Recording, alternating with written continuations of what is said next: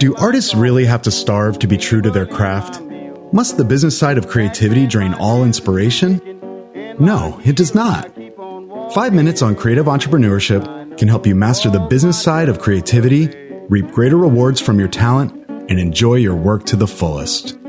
I'm so glad trouble don't last always. Gaining stability and profitability for your creative practice depends on getting control of your marketing.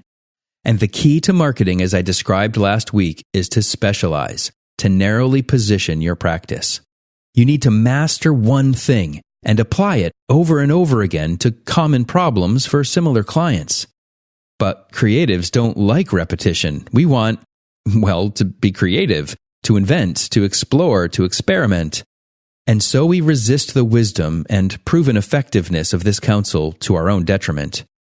Is there any way for creatives to adapt or even thrive if we surrender and take this proven path of narrow positioning?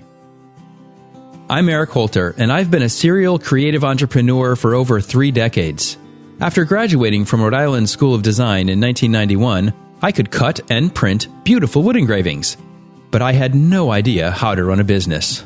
They just don't teach enough about business in art school. There's no denying it, creatives resist the idea of specialization. It's just not in our DNA. We'd rather trade off on profitability and stability if we can just keep scratching that creative itch. And we do willingly make that trade, at least until repeated seasons of feast or famine, the treadmill of ineffective marketing, or the tyranny of being captive to bad clients wears us out. And even then, most of us would rather close up shop and get a full-time job than face the alternative of specialization. But maybe there's a way to overcome these impulses. Perpetual hardship in business may be enough to get us there, but what if we could get there before completely wearing ourselves out? There are some ways you can approach this, which, while not making it easy, can make it easier. We can try to be more like Leonardo. Leonardo da Vinci made the startling claim that art lives from constraints and dies from freedom. That's a different perspective than we have today. But when we think about the truly great masters of art history, they were all masters of their craft. Repeated engagement in one style, in just one medium or two, their rigorous focus resulted in works the world still marvels at today. The best of the best all had the ingredient of discipline mixed into their creative productivity. Why should we think that it would somehow be different for us? It is harder for us. Our creative forebears needed support from wealthy patrons just to be able to get access to the basic materials like paper, canvas, pigments, and blocks of granite. We can get pre-mixed paint delivered to our door overnight. We have computers with access to every font imaginable, not just a few cases of metal type in 12, 18, and 24 point. We have instant access to all manner of images, photos, icons, and line art right at our fingertips. Much of the restraint of limitation that Leonardo knew was baked into the creative process of his day. And so if we're going to lean into his insight, we'll need to exercise a lot of self-control. But if we can start to think of ourselves more like artisans than bohemian explorers, then we might discover a secret that all devoted craftsmen know. When you go deep into one area of expertise, when you lean in and truly master a craft, you don't get bored. You begin to plumb the depths of your fascination. Below the surface, there are intricacies and mysteries to explore that are unknown to those who just skate along the top.